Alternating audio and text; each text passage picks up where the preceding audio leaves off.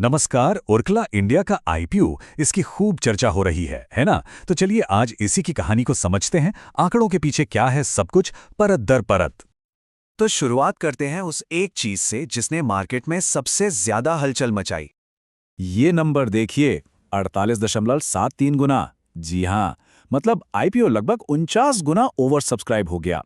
आसान भाषा में कहें तो जितने शेयर बिकने के लिए थे, उससे 49 गुना ज्यादा खरीदने वाले लोग लाइन में खड़े थे। इससे अंदाजा लगाया जा सकता है कि इन्वेस्टर्स में इसको लेकर कितना जबरदस्त क्रेज था। सिर्फ ऑफिशियल आंकड़े ही नहीं, ग्रे मार्केट प्रीमियम यानी जीएमपी, वो भी काफी तगड़ा चल रहा था। मतलब लिस्टिंग से पहले ही अनऑफिशियल मार्केट में भी इसको लेकर जबरदस्त माहौल बना हुआ था। तो भाई इतनी सारी हलचल, आखिर ये कंपनी है कौन? अच्छा, ओरकुला इंडिया का नाम शायद सीधे सीधे क्लिक ना करें, पर इसके जो ब्रांड्स हैं वो हर घर की पहचान है। जी हाँ, हम बात कर रहे हैं एमटीआर और ईस्टर्न जैसे आइकॉनिक ब्रांड्स की। ये दोनों ही ओरखला इंडिया के हैं। मसाले हों या रेडी टू ईट खाना, ये नाम तो हर किचन में सुने जाते हैं। तो मतलब साफ है, ये इंडिया के पैकेज्ड फूड्स मार्केट के बहुत ही बड़े खिलाड़ी हैं। मसालों से लेकर रेडी टू ईट और रेडी टू कुक प्रोडक्ट्स तक इनका बिजनेस काफी फैला हुआ है।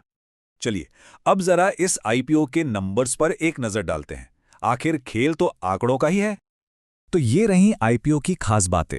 प्राइस बैंड था 695 से 730 रुपीस प्रति शेयर। एक लॉट में थे 20 शेयर, यानी अगर किसी को अप्लाई करना था तो कम से कम करीब 14,500 रुपए का इन्वेस्टमेंट करना था। ठीक है, नंबर्स तो देख लिए, पर अब आते हैं इस आईपीओ के सबसे जरूरी और सबसे दिलचस्प पहलू पर।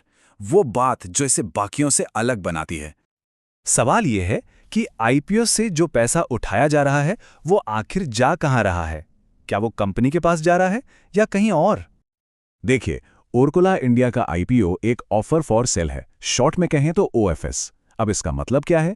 इसका सीधा सा मतलब यह है कि कंपनी नए शेयर जारी करके अपने लिए पैसा नहीं जुटा रही, बल्कि जो कंपनी के मौजूदा मालिक हैं वो अपनी हिस्सेदारी, अपना हिस्सा पब्लिक को बेच रहे हैं।